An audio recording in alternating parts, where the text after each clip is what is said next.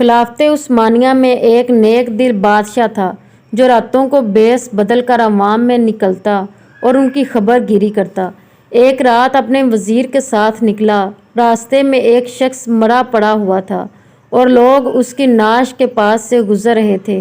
बादशाह ने आवाज़ लगाई कि ए लोगों, ये मुर्दा शख्स पड़ा है। लोगों ने कहा कि ये बहुत गुनहगार शख्स है।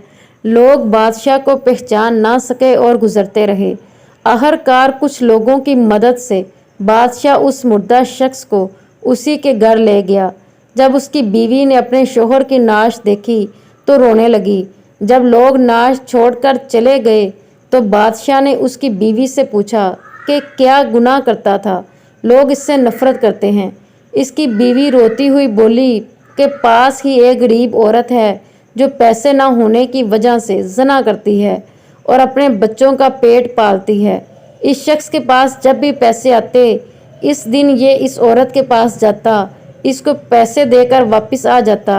लोग समझते कि ज़ना करने जाता है, हालांकि वापस आकर ये अल्हम्दुलिल्लाह कहता कि आज अल्लाह ताला ने एक मर्द और एक औरत को ज़ना से बचा लिया। ये शख्स शराब खाने जाता, शराब खरीद कर घर लाता और गंदे नाले में बहा देता। अल्लाह ताला से इल्तिजा करता कि जितना मुझसे हो सका मैंने शराब ज़ाया कर दी। लोग इसको शराब खाने में देख कर समझते कि शराब पीने आया है।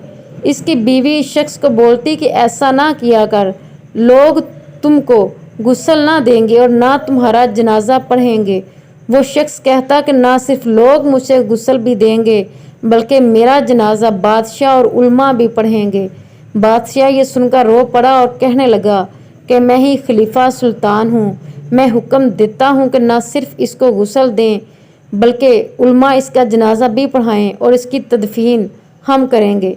सबक: बाज़ औक़ात हमें जो चीज़ नज़र आती है या हमें बताई जाती है, हकीकत में इसकी गहराई कुछ और होती है। अगर हमें तमाम सही चीज़ों का इदराक हो जाए तो हमें ना सिर्फ गलत सोचना बंद कर देंगे बल्कि सुनी सुनाई बातों पर यकीन भी नहीं करेंगे और ना किसी से गलत बात करेंगे। इसीलिए हर इंसान को सिर्फ अपने काम से काम रखना चाहिए।